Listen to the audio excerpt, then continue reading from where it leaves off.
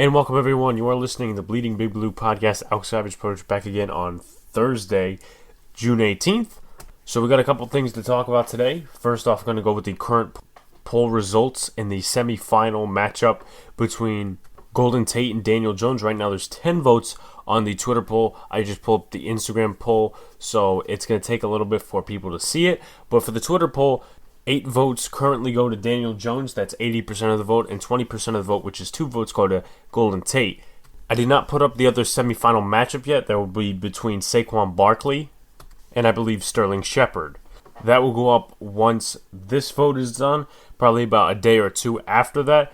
But this current poll has about a day left on it, so you can still go vote on that right now. You can still vote on the Instagram one, which will be up for about another 24 hours.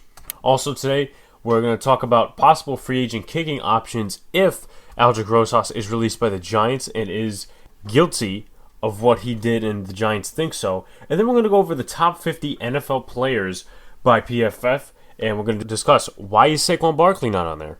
So nothing new as far as the Aldrick Rosas thing. I presented all that stuff on Tuesday in my podcast. I just uploaded the YouTube version of it, so go check that out with the graphics and the pictures on it. I also uploaded the podcast Tuesday night, so you're able to see that and listen to it. So go check that one out if you have not heard all of it, meaning the Aldrick Rosas situation and what I said about John Jalapeno and if he should come back as a Giant. But it seems like Giant fans, or at least most of them, are trying to move on from Rosas and start looking at other kicking options. So I'm going to go into something before we get into who is actually a free agent at kicker. And I'm going to go into what I think are 2 different kickers that really people don't discuss, in my opinion. But there's 2 types of kickers, in my opinion, and my theory in the NFL. There's kickers who are accurate, and there's kickers who could go a long distance. The kickers who go long distance, like let's just say Steven Gostkowski, who's a free agent, they're not usually 100% accurate. They tend to make the longer field goal shots, but sometimes they'll mess up on an extra point or a really close field goal. That could also occur with Jake Elliott too, because he did make a 61-yard game-winning field goal against the Giants, but also missed a kick in the Super Bowl and missed a couple of kicks the next 2 seasons. So that's something to present there. But when you're talking about somebody who is an accurate kicker, as I just said, you're talking more of somebody like a Kymie Fairbairn or a Harrison Butker. Yeah, they may have like the longest field goal in their career be like, for Kymie Fairbairn, his longest field goal is 54 yards in his career. Harrison Butker's, his longest field goal in his career is 56 yards. Now, when I mean that, with the long distance and everything, they're not always put in that position to go long distance. Like, let's just say, in most situations, the Chiefs, possibly, maybe they have a good defense, or maybe they don't, but maybe their offense is stopped on a 4th down or a 3rd down, and it turns into 4th down, and you're at the 41-yard line, or you're maybe at the 43-yard line. You're not going to really ask most of the time for Harrison Butker to make a 60-yard kick. You're just really not in that position to do that. You're not going to really make him do that because you feel that your offense can get better or your defense is relying upon it. But it's also where you feel that Harrison Butker's long field goal might screw up maybe like 1 extra point later in the game. It's just a theory that I have that I don't see it talked about when you're talking about special teams. Obviously, you talk about maybe punts inside the 20, but I'm talking about specifically kickers because of the Giants situation right now, if you know what I mean. And another prime example of somebody who's not long-distance kicker, but who's an accurate kicker is Jason Sanders. He kicked for the Miami Dolphins last year. And when he played against the New York Jets at MetLife Stadium, he made 7 out of 8 field goals, which was a franchise record, and still is a franchise record for the Miami Dolphins. And he's not a long-distance guy. His longest field goal is 54 yards. So I'm talking about more of those accurate kickers, short distance, who most of the time will miss either from long distance or short distance, depending on the amount of rest and how much their leg has been kicking the ball around, whether you have the punter on kickoffs or whether you have the kicker on kickoffs and him kicking field goals too. Now, look at Jason Sanders. As I said, he made 7 out of 8 field goals against the Jets when they played at MetLife Stadium. The next week, they also played at MetLife Stadium, something the Bills did in weeks 1 and 2. But I'm talking about specifically this situation. He made 7 out of 8 field goals against the New York Jets.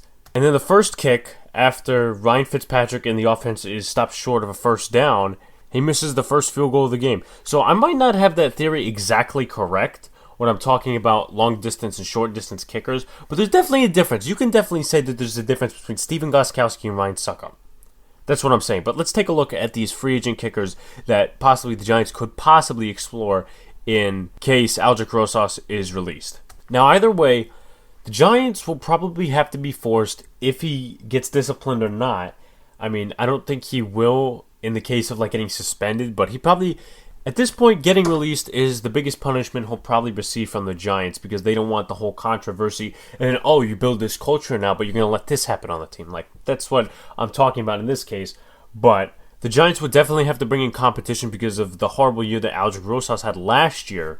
And compare that to 2018 and 2017, 2 against 1 here. 2017 and 2019, he had bad years. 2018 was a good year. So again, they'll probably have to bring in some competition, probably like another free agent or maybe an undrafted kicker, probably like a Marshall Cohn from the 2018 preseason.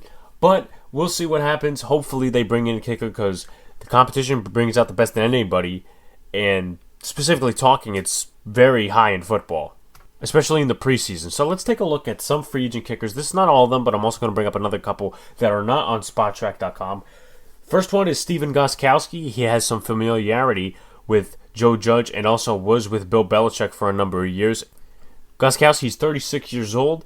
He was a 4th-round pick in the 2006 draft. He's a 3-time Super Bowl champion, 4-time Pro Bowler, 2-time first-team All-Pro, second-team All-Pro in 2014, NFL 2010's All-Decade Team.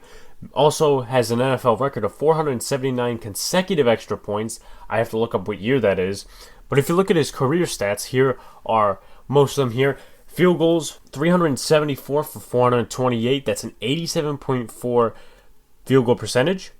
He has 1,775 points scored. His longest field goal is 62 yards, and he has 523 touchbacks in his career. Now, when we talk about those career extra points made, we're talking about the span from 2007 to 2013.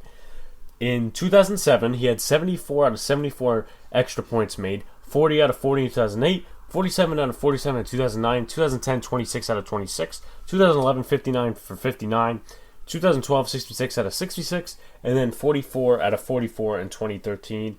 And actually count 2014 as well, and 2015 too, with 51 for 51 in 2014, and 2015, 52 for 52. You could also see these stats on Pro Football Reference. The least amount of field goals he's missed in a season, I believe, is 3, because you saw that in 2010, made 10 out of 13. 2007 made 21 out of 24, made 37 out of 40 in 2017. So Rosas kind of has that 2018 advantage over him. He only missed 1 field goal in 2018, but you have to look at the career span of Stephen Gostkowski as well. So the accuracy is obviously better, but what Rex Ryan pointed out, and I was watching the Giants-Steelers game for 2017, the preseason. I was also watching the Browns-Giants game as well. And Beth Mowins and Rex Ryan were doing a practice broadcast while Sean McDonough and John Gruden were taking a break because they were doing the Monday Night Football game, the opener, in Denver. So ultimately you need 2 Monday Night Football broadcast crews, and I guess the main one, Sean McDonough and John Gruden, were doing the other game. But one of the moments when they were broadcasting and they stumbled upon was Aldrick Rosas making a field goal at First Energy Stadium in Cleveland. And obviously Beth Mowins brought up, okay, he's competing with Mike Nugent, the former Bengal, for the starting job. And what Rex Ryan pointed out, because he was a former head coach of the Jets, he said, he was also a former head coach of the Bills, but what he said is you ultimately want to go with the younger kicker because you have that fresh leg and the competition brings out the good in them. But unfortunately, Rosas' 2017 season did not do good. Obviously, 2018 was better. But if you're picking between Adam Vinatieri and a young kicker, maybe like Matt McCrane, I would probably go with McCrane. Like, I don't necessarily care about maybe the field goal percentage as much in that case because Vinatieri, he's like 47, 48 years old, and I think he's still hoping to play in the NFL, but he's got an old leg. I have to say it. He didn't really do the greatest last year. In fact, when you're looking at field goals made and the field goal percentage, it was the lowest of his career. And he's been playing 24 seasons since 1996 when he started out with New England. He made 17 of 25 field goals. That's probably more or less than Aldrick Rosas did in his rookie year in 2017. So he had a 68% field goal percentage. That's not really something to look at if you want to bring him in for the Giants, maybe as a one-year option. But I would still go with the younger kicker. I'd still pick Matt McCrane. I mean, he's only been in the league maybe like a year, because he wasn't with the team in 2019. 2018 was probably his only year. He was with the Raiders, he was with the Cardinals, he was with the Steelers, and then went to the XFL Guardians, the New York Guardians, who actually still played in MetLife Stadium at the time, and he was their kicker. He actually did pretty good. He was probably 5th in field goal percentage in the XFL, along with like 4 other kickers, and he made all their kicks. In his career, though, not counting XFL, he's 8 for 12, 66.7 field goal percentage. 47 is his longest field goal, and he's got 5 touchbacks when he's kicking off. But if you look, he's about maybe as old as Aldrick Rosas, because he's 25 years old, and he's still got a lot to improve. If you cut Rosas and maybe bring like 2 kickers in, you bring in 1 veteran, 1 younger kicker, maybe like McCrane, you could probably improve Matt McCrane. This would probably motivate him to be a better kicker, because he'd be like, okay, I have the veteran who's probably more accomplished than me, so I'm going to try to beat him out here and do the best I can and train the best I can. So he was one of the more accurate kickers in the XFL, but in the NFL, he got limited chances, so you can't really say that he's a horrible kicker. I mean, for example, you take a look at Daniel Carlson, the joke of a 5th-round pick that the Vikings had in 2018, and he was missing field goals left and right against Green Bay. They finally cut him, brung in Dan Bailey, former Cowboys kicker. Then he went to the Raiders for the next 2 years, and last year, actually 2018 for the Raiders, 94% of his field goals were made. And that set a new team record, whether it was limited or whether it was... He got picked up on October 23rd, 2018, so he had probably most of the season to kick for the Raiders, and 94%, that's very good. It's very good for field goal percentage, and that's probably an improvement from what he did with the Vikings, and he got re-signed on April 16th. So he has a bright future with the Oakland/Las Vegas Raiders. You call them Las Vegas now because they moved to Las Vegas this offseason officially. But that's just showing that you can't really judge a kicker by his stats. You have to judge it by his opportunities as well. I always say it, game sensitivity, and you also have to look at what opportunities he got. Did he bounce around from a couple of teams just being a backup kicker when the kicker was on injured reserve or was out for that week? Or was he actually the kicker for most of the season? Did he just suck? No, Matt McCrane is probably a viable option for the Giants because he did well in the XFL and actually performed almost a full season. And you look, and he didn't get a full season with the Cardinals, the Raiders, or the Steelers. So he is a viable option out there. That's if the Giants want to go the younger route, in which I suggest they do. Now, one of the next options is Ryan Suckup, former Chiefs and Titans kicker. Last year is probably a reason you shouldn't sign him. Obviously, he's 33, so his leg is a little more worn out than McCrane's, but probably less than Stephen Gostkowski because Gostkowski has more experience than him. But speaking, you look at his stats, and you can't really sit there and say that he's a good kicker. This is probably the situation that you would have to look into also, because you take a look here, he was replaced by Cairo Santos, and that was after he got his knee surgery, or whatever surgery. I think it was actually knee surgery that he got. Then he was designated to come back October. Then the field goal tries that he did get when he came back on the active roster, he was 1 for 6 when making field goals. That's 16.1%. Then he had another injury, landed back on injured reserve for the rest of the year. So right there, and he was actually replaced by Cody Parkey, I believe. So right there is probably a reason you should not go after him.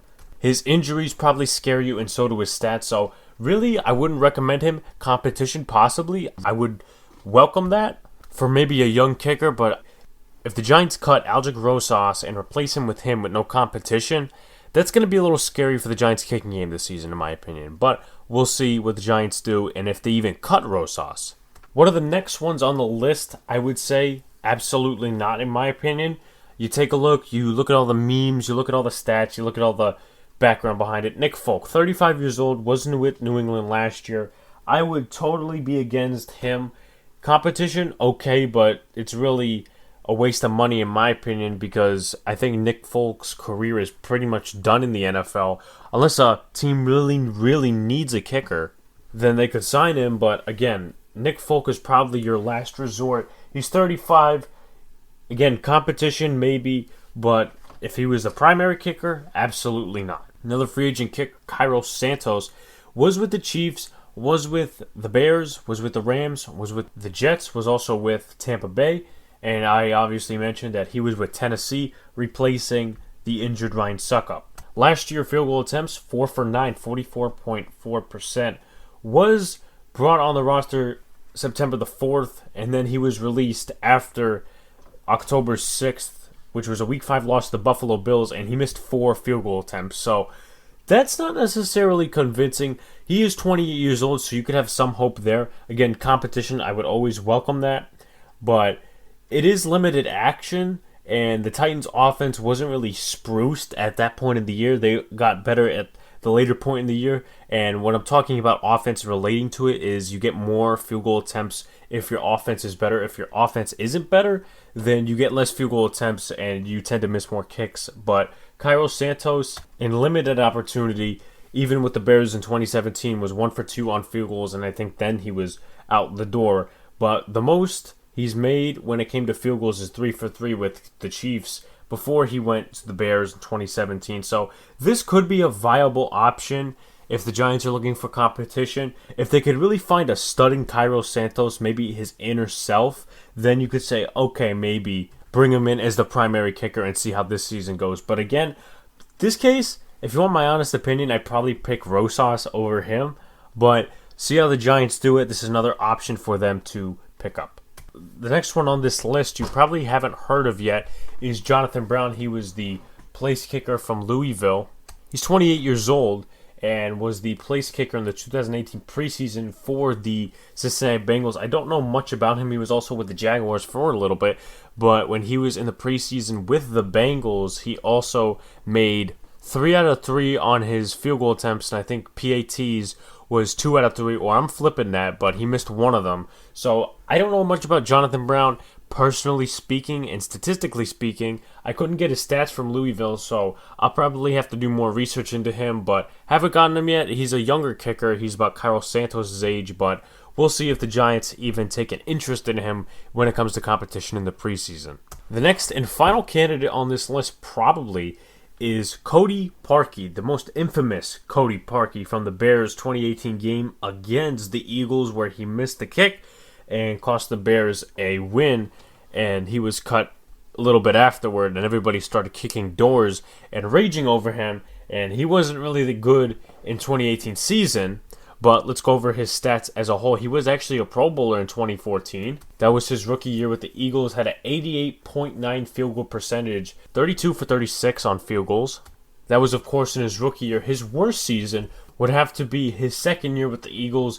Was 3 for 4 on field goals and only made 1 field goal attempt. And of course, it was good. But of course, you have to look into it. And that was in limited time before September 28th. He was placed on injured reserve with a groin injury. And I believe he was replaced by Caleb Sturgis. But statistically and background speaking, his worst season was 2018 with the Bears. 76.7 field goal percentage, 23 for 50, and made all of his extra points. So, and also, I don't know that includes the one in the postseason, but that was his worst season in his career, and he is 28 years old. So the Giants, I honestly think this wouldn't be that bad of an option. I mean, bring him in, maybe competition too, but also, I think if you could do the right things with him, maybe put in competition for him or put in competition for a rookie kicker, both sides will benefit, whether it's the rookie or Cody Parkey. Now, I'm not saying that 2018 was a good season for him. That was just 2 years ago. But I don't think he's that bad as everybody thinks. Maybe it was just an off year. But would I keep Rosas? Probably, because he's younger. And also, Parkey's Pro Bowl season was about almost 7 years ago. So in this case, I would prefer Rosas, but I really wouldn't mind signing Parkey as long as his production in the regular season is good or he's brought in for competition. And that is my list of candidates for possibly replacing Aldrick Rosas. So the last thing I want to discuss today was PFF's top 50 players in the NFL for possibly the 2020-21 season. Now, every Giants fan has said, why is Saquon Barkley not on this list? Now, without even looking at it, you could say, okay, why is Saquon Barkley not on this list? But there's a really good reason that Giants fans are arguing. And this is not just blah, blah, blah. Oh, Saquon Barkley, best running back, somewhat best running back in the league, top 3 running back. No, that is not the argument that the Giants fans are making. And everybody could clown them for it, but they're actually making a good argument because PFF blew them out of the water again. But let's take a look at the top 50 list, and I'm going to pull this up on the YouTube graphic. So if you're watching this on YouTube, or if you're actually listening to this, you could probably pull it up on the PFF website or possibly Twitter. They'll have it there, or the PFF Instagram account. But let's read the list very quickly so I can get to my point. Number 50. From 50 going down. 50, Danielle Hunter of the Vikings. 49, Brandon Graham of the Eagles. Ronnie Staley, 48, of the Baltimore Ravens. 47, Joey Bosa, Chargers. 46, Zach Martin, Cowboys. 45, Mike Evans, Buccaneers. 44, Kenny Clark, Packers. 43, Deshaun Watson, Texans. 42, David Bakhtiari, Packers. 41, Nick Bosa, 49ers. 40, Cam Hayward, Steelers. 39, Chargers. That is Casey Hayward. 38, Devontae Adams, Packers. 37, Levante David, Buccaneers. 36, Calais Campbell, Ravens. 35, Harrison Smith, Vikings. 34, Brandon Brooks, Eagles. 33, Chris Godwin, Buccaneers. 32, Grady Jarrett, Falcons. 31, Derwin James, Chargers. 30, Anthony Harris, Vikings. 29, Myles Garrett, Browns. 28, TJ Watt, Steelers. 27, Nick Chubb, Browns. 26, Ryan Ramczyk, Saints. 25, Von Miller, Broncos. 24, Tom Brady, Buccaneers. 23, Mitchell Schwartz, Kansas City Chiefs. 22, Tyreek Hill, Chiefs. 21, Cameron Jordan, Saints. 20, Jamal Adams, Jets. 19, Travis Kelce, Chiefs. 18, Khalil Mack, Bears. 17, Bobby Wagner, Seattle Seahawks. 16, Chris Jones, Chiefs. 15, Fletcher Cox, Eagles. 14, Richard Sherman, 49ers. 13, J.J. Watt, Texans. 12, Stephon Gilmore, Patriots. 11, Drew Brees, Saints. 10, Christian McCaffrey, Panthers. 9, DeAndre Hopkins, Cardinals. Number 8, Lamar Jackson, Ravens. Number 7, Russell Wilson, Seahawks. Number 6, Michael Thomas, Saints. Number 5, George Kittle, 49ers. Number 4, Quentin Nelson, Colts. Number 3, Julio Jones, Falcons. Number 2, Patrick Mahomes, Chiefs. And number 1, Aaron Donald, Rams. So before I get into this Saquon Barkley argument, I don't understand a couple things here. So they probably rank it based on player grades, analytics, or just favorites. Now, there's something else I want to get into, but I'm also going to get it into on the Tuesday's pre-recording, and I'll explain that in a little bit. But Brandon Graham had 9 sacks last year. Danielle Hunter, I think, had like 15 or something. Danielle Hunter has a better PFF grade than Brandon Graham does, but Brandon Graham is 49th. How do you explain that? Like, I know everything, you can't just base it off the player grades, you just watch the film as well. But why do you have Brandon Graham 49th, but Danielle Hunter has a better PFF grade than him? So that really doesn't make any sense. And when I have more time and effort, I'm going to look over all these players and see if their PFF grades line up. Because I know there are probably some people on this list. Maybe, let's just say, Derwin James has a higher PFF grade than, let's say, TJ Watt. Now, that probably isn't true, but let's just say that happens. Then you're making a total fool of yourself, PFF, if you're actually doing that not based on grades. So what is it based on exactly? So I don't necessarily know if you're relying mostly on PFF grades, if you're relying on analytics, if you're relying on this, and if you're relying on that. Another thing, why is Tyron Smith not up here? I mean, he's one of the best left tackles in the game and got one of the best PFF grades last year. So did Lael Collins. They're not up here. I mean, Ryan Ramczyk, Mitchell Schwartz up here. God damn, I hate the Cowboys, but don't diss them this hard. And let's go right to the Saquon Barkley argument. So Saquon Barkley had 1,006 rushing yards last year, if I'm getting that correct. If I'm not, I'm pretty close to it. And they put Nick Chubb 27th on their list. Screw PFF grades and screw analytics for a second. Even Vincent Rappisardi, who I had on one of my podcasts, disagree with this. And he's a big analytics guy. He used to work in player development for the Detroit Tigers, so he got an intro to analytics even in baseball there. But technically, the analytics are still used to a proper point there. I'm not saying Nick Chubb is a bad running back. I'm not saying he's an overrated running back. PFF, yeah, they overrate him here. Let's be honest. Because look just at the roster and the general common sense of it. Now, all the people can clown, Giants fans, they don't understand, Nick Chubb's better than Saquon Barkley, he had a better year than last year. Okay, you can try to make that an argument. But when Nick Chubb is not even the best running back on his team, Kareem Hunt is the best running back on the Browns right now. Screw the fact that maybe Chubb had more opportunities in a better season. Kareem Hunt, 2017 and 2018. Are we going to forget about those years because he had the domestic violence or he was kicking a woman? Stats don't matter on the field. You could say that for Kaepernick. You could say that for anyone else. Their stats still matter on the field even if you are a criminal. O.J. Simpson. However you want to make that case. But right now, Kareem Hunt is on an NFL roster. He happens just to be on the same roster as Nick Chubb. And he's the better running back. Maybe they base it by season, but I don't get how Saquon Barkley is not on this list because you take a look last year. Also, this goes to film and maybe analytics if you want to consider that, but mostly film and game sensitivity, right? Saquon Barkley was out for 4 weeks. He did not get the crazy yards that he did last year when he came back. Against the Jets, 1 rushing yard. Barely any rushing yards against the Cardinals, still afforded to get a touchdown.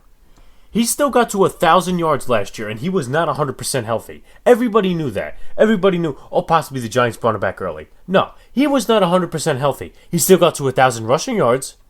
He still did that. Maybe his scrimmage yards weren't like the year before, but he was semi-injured, and he still got to 1,000 rushing yards.